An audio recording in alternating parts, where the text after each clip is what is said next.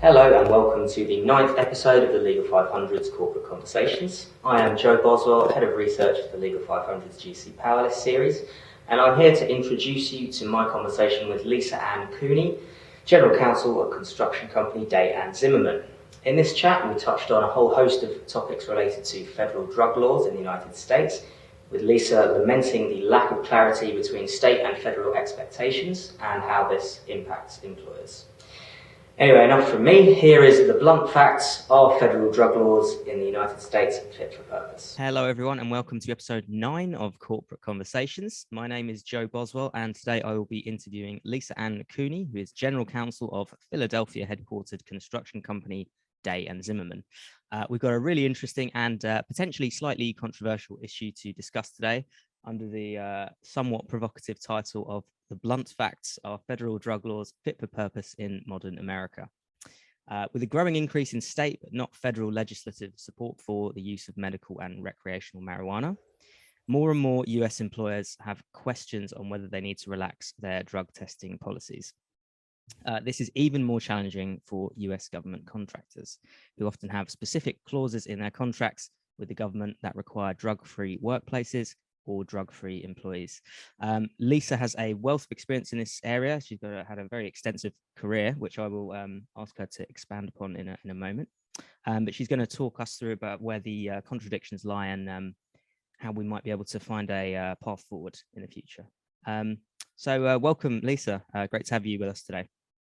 Thank you for having me. Fantastic. I'm coming to you from Zoom from my home. We're still in the pandemic over here in the States. Yeah, we're working from home as well. You can't see because we've got the background up, but yeah, currently my home office as well. But yeah, the first thing I wanted to ask was if you could just speak briefly about your career background, how you got to where you are, and yeah, about your current company.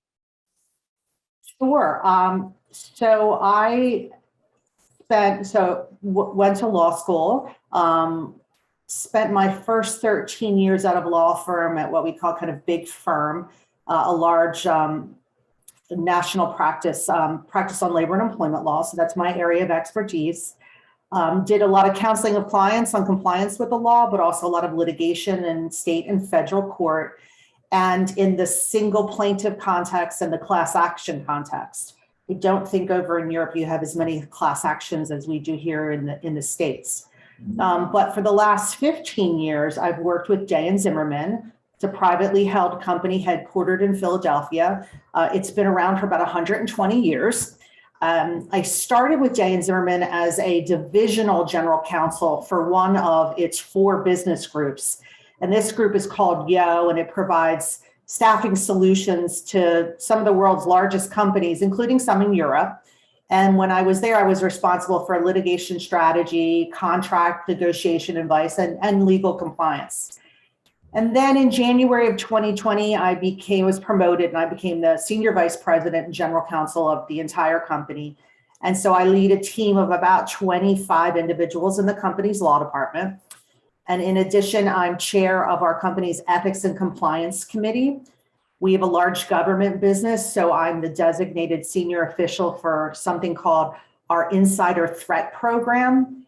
And I'm a member of the company's 9-person leadership council, which is the largest, the most senior leadership council and executive team, and it makes decisions regarding strategy and policy for the company overall. Wonderful. Thanks very much. As we have touched on previously, the pace of change as regards marijuana and its legality or not in American society is moving quite quickly at the moment. It's completely legalized for recreational use in a number of states, and there's a load more where people can use it for medical reasons. And that seems to have come along reasonably quickly. Like, when was it that you first started to be sort of interested in where the law stands on this, and like how it might affect employers, as a matter of course? I would say starting, I won't even say maybe even 10 years ago, you started to see the discussion. And in the last 5 years, a number of states, like you said, Joe, have legalize marijuana for either medical purposes, recreational purposes, or both. But yet, at a federal level, marijuana is on what we call our controlled substance list, essentially is still illegal from a federal perspective.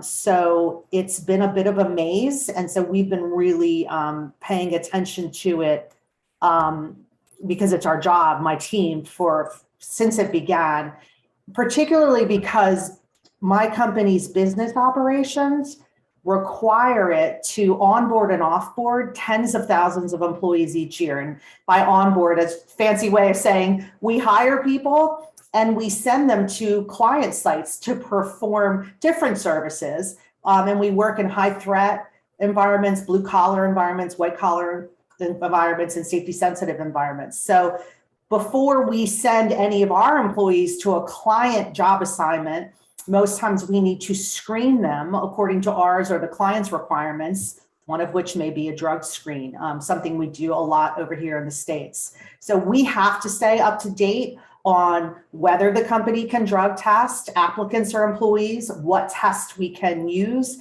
and at what point in time we can drug screen. So it's complicated. Yeah, it's an extremely complicated issue, it seems. And I suppose as an employer, you've probably had quite a lot of times when this has reared its head. Could you give us maybe a rundown of the typical, the way like an issue might develop for you, like regarding this? What the most common headaches you have in regards to this incongruence between the federal and state laws? Sure. I mean, I think the best way, I was thinking about this, I think the best way to kind of explain the disconnect is to just use an example. So I'll use New York law as an example. And I'll preface it by saying, employers like my company, we want to comply with the law. We don't want to, we're well-intentioned. We want to respect the law. But because the federal versus state kind of position on marijuana has been in flux, our jobs are kind of more difficult, because if you comply with the ever growing number of state laws permitting use of marijuana, you risk violating federal law and vice versa. And so I guess to illustrate that point, I'll talk about New York law. In 2021, New York passed a state law making recreational marijuana legal in the state of New York. And then the law went further and it talked about employment. And it said employees and applicants for employment are protected from discrimination if they use marijuana outside of business hours. It does say that an employer can take an adverse employment action against an employee who's impaired in the workplace, so who's using marijuana in the workplace, but absolutely gives protections to kind of marijuana use outside of work hours. And remember, over here, over on the other side, we still have federal law that says marijuana is an unlawful controlled substance under the federal law. So how does this kind of affect U.S. employers? Well, U.S. employers often screen for drug use in the workforce. So they enforce their kind of zero tolerance policy for use of unlawful drugs while at work by drug testing. I think it's different over across the pond, but it's pretty common here. So in the case of a New York employer, if a drug test came out positive for marijuana, the employer can take an adverse employment action, meaning fire or rescind a job offer, if the test indicates that the employee is impaired while at work. But if a positive test shows that the employee used marijuana on the weekend, the employer can't do anything. So you think that would be easy. The problem is that the most common, for a number of reasons, the most common drug screen test is a urine test for marijuana. And a urine test only can tell you if somebody used marijuana up to 30 days. But it does not tell you when it was used, on a Saturday night, a weekend, or a Tuesday during work. So basically, New York employers really need to reconsider using drug tests at all when it comes to using marijuana. So let me pause right there and just check in with you. Does that make sense? That makes sense. I mean, I suppose you briefly mentioned that for a number of reasons, this test, which only can give you a green light or a red light for the past 30 days, and that's the most common way of doing it. What are the reasons is that the only test that's available, or is it done for reasons of cost? Or well, so let's say you used a blood test. Yeah. So this is over the years. So a blood test, then I don't think anyone, I'm speaking anecdotally, right. But I don't think any employer uses a blood test, generally speaking, because blood tests then trigger a whole other host of legal issues surrounding an employee's or applicant's right to privacy in their body, right? So it's considered, the courts see it as more invasive. And so there are even more protections. And it's also, I think, more expensive. So I am paying attention to saliva tests. And I wonder if saliva tests are going to take the place of urine tests, because my limited understanding of saliva tests, so I'm not a medical professional, is that it can tell you if you use marijuana for, I think, 72 hours. Again, it gets us closer, but 72 hours could be the difference between a Saturday night and a Monday morning. Of course, yeah. That we might still be in the same place.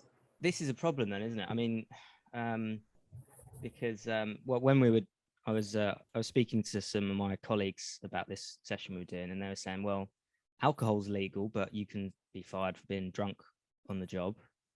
The issue is with the testing, right? Because the testing is not accurate enough to work out whether you,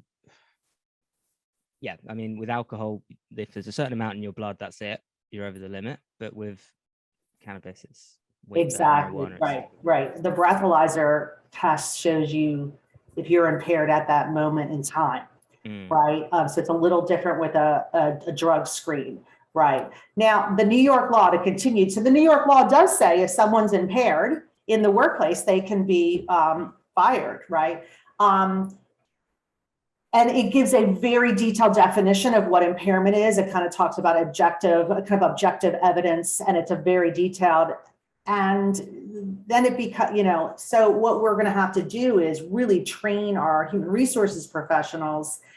And what I see happening is there's probably going to be a big collateral discussion about whether an employer had enough and recorded enough documentation to show that an employee was impaired as defined by that New York statute, in order to, fire someone if we believe they were impaired by marijuana.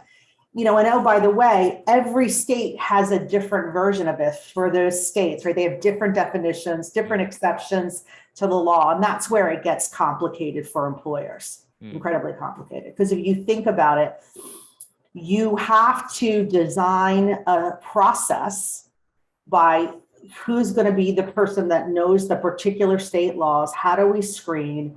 How do we train? And you're creating then, it's not 50 at this point. I think you said there's 18 states, but at this point you've got 18 mini processes to make sure that you're complying with state versus federal law. I mean, this is sort of as an American general counsel, working in the United States, where you do have federal law and state law, which is something we don't have to deal with so much in the UK. I mean, how bad is this? You get these sort of incongruences in numerous areas, right? Like, how does the marijuana issue rate on your sort of headaches you have to deal with, dealing with federal and state law simultaneously? It's a headache. We see this a lot too with paid sick leave.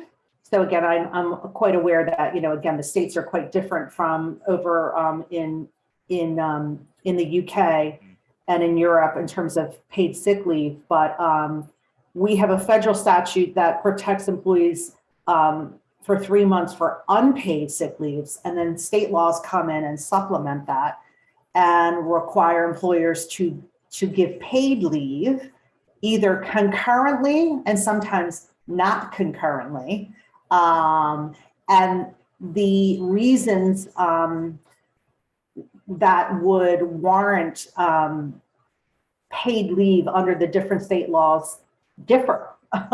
And so it's very similar. So when it comes to employment law and employment benefits, we see this a lot. And it is a headache, as you say.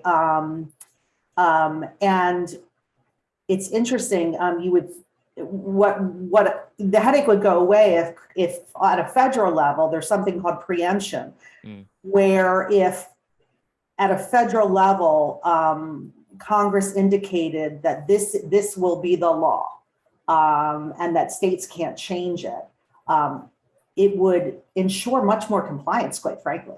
You'd have one law to comply with, and it would be, as you say, less of a headache. Well, that's what I sort of wanted to move on next. So there is talk of removing marijuana from the federal list of controlled substances. But my understanding that it's not it's under discussion, right? Is that correct? But it's not necessarily gonna pass. It's called the Marijuana Opportunity Reinvestment and Expungement Act. Right. It passed earlier this year, our House of Representatives, and I believe it sits in the Senate right now. There's websites where you can track to see what's the likelihood of it passing the Senate and then being signed into federal law by the president. And I think the last I checked, it was at 30% probability. The main thrust of that legislation would be to remove marijuana from the Federal Controlled Substances Act. So I don't think it has a strong chance of passing, but I'm just guessing, I'm just speculating. And I don't take a position, my personal position on whether people should be used is my personal opinion. I'm not going to comment on that. We just would love to have a uniform standard as employers and HR and compliance professionals, so that we're doing the right thing and we're following the law. But right now, whatever the law is kind of changing and moving. It's a moving target for us as employers. Extremely complicated, I must say. And you are you do some work as a federal contractor, right? Your company, I believe, and that makes things even more complicated. I think you. Yes, it makes it even way more complicated. So anyone who does, so we have a large government operations, and so we sign contracts with the federal government, and oftentimes in government contracts, depending on the agency with whom you're contracting. So, for example, the Department of Defense, the Department of State, the Department of Labor, there are clauses in your contract. And if you think about on the defense side of the house, there will be clauses that require the employer to have what I'll call a drug-free person requirement, meaning you have to drug test, and there is no exception for off-duty use, right? The person needs to be free of drugs. And that makes sense depending on the services that you're providing for the employer, right? Safety sensitive, protective services, that makes perfect sense. And then there are other clauses that just, that are less stringent, and they'll say, for example, the federal contractor, us, has to follow the Federal Drug-Free Workplace Act. And all that statute does is say, you have to have a zero tolerance policy for use in the workplace, and you have to train, but you're not required to drug test. And so taking all this back to, say, the New York statute will have exceptions. So they say, the general default is you're allowed to use marijuana off duty. But they'll say, but employers can, if they have a federal contract, they're at risk of losing a federal contract, they can go ahead and kind of, they'll fall within an exception to this New York law. But that kind of standard, right? You're at risk of losing a federal contract. Kind of what does that mean? So oftentimes when I take it back to what I said, we send our workers to work at a client site. So clients oftentimes will tell us you have to drug screen because, quote, we're a federal contractor, close quote. Well, now we have to really bug our client and say, well, wait a minute, can you go back and check your federal contracts? Because we're essentially a subcontractor to their federal contract. And we have to say, if your clause just has the Drug-Free Workplace Act, that's not enough to fall within the New York statute. But if you have a drug-free persons requirement, then we think we're okay. So now we're in a position of having to bug or sometimes educate our own client. And you have, sometimes we're successful and sometimes we're not, depending on who the client is. Sometimes they just don't want to, they're not as responsive. So, and you'll just get an email that says, I said, we're a federal contractor. And it was like, well, that might not be enough again, because if all you have is the drug-free workplace, that doesn't mean it. That's not enough. No. So then we're at risk. So if we follow the client's instructions and screen and deny employment to someone who tested positive for marijuana and think we can use this exception as a federal contractor, it might blow up in our face in litigation later. And then we're left holding the bag. Yeah, it's clearly something in which needs to be fixed. It seems like, and on that topic, what would be something that you think could happen? We've got this act sitting in the Senate, which may or may not be passed, removing marijuana from the controlled substances list. That would remove a lot of the headaches from your end if that passes. But if it doesn't, what are some of the other things that messages you could get from the authorities that would give you some clarity? Like, would you just something that would make your life easier that might happen in the next year or so?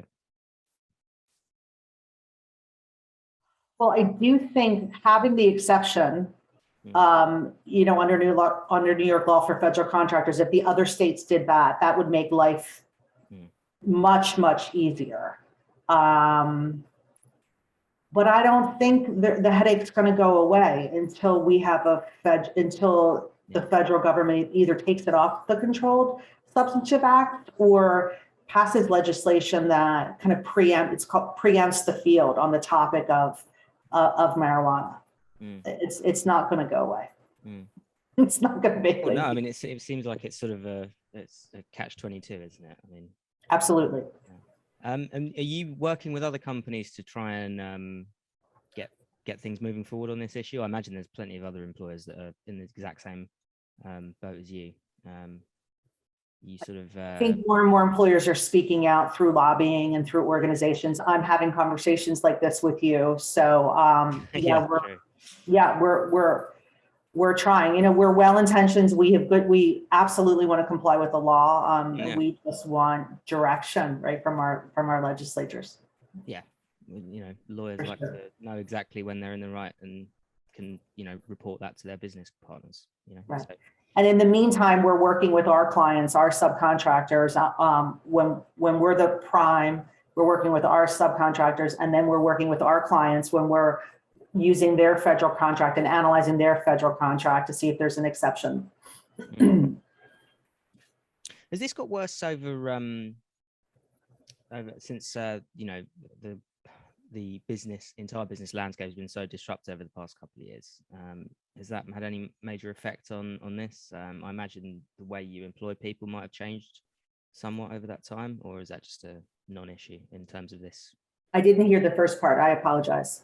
I was saying just the fact that the past couple of years have been such a disrupted state in terms of employing people anyway. Like, was this something that was already on your radar before the pandemic, or has the pandemic sort of exacerbated this issue, or did it give you more time to think about it, or any sort of intersection between those two matters? Absolutely on our radar before the pandemic.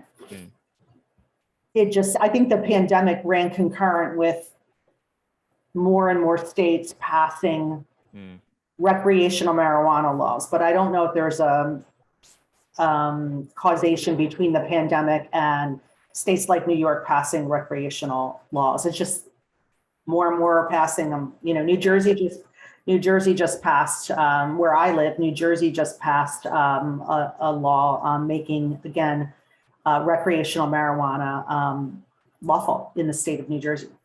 So Yeah, it there's seems more to and have more and more. happened very quickly, like and almost without too much fanfare.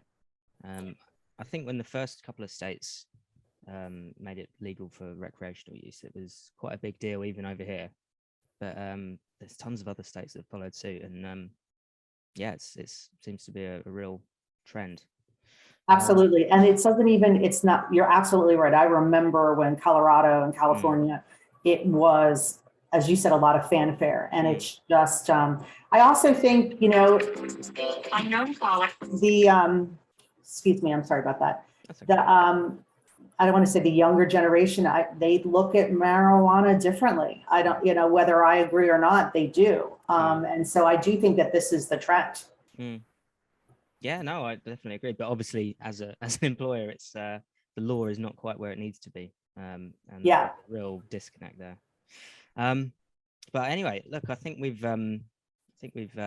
exhausted all of the questions I had pre-prepared. I know this is something that you are quite passionate about. So, was there anything else you wanted to say on the topic before we conclude? Yeah, you know, I think what I said before is that I don't have you know, I keep my personal opinions to myself. I just want to make sure that as an employer with employees in most of the states and in Europe, I want to make sure we're following the law, right? I mean, that's my job. Talking about things like this, hopefully will draw attention to the complications of trying to do the right thing, right? And so just, yeah, make it easy on us.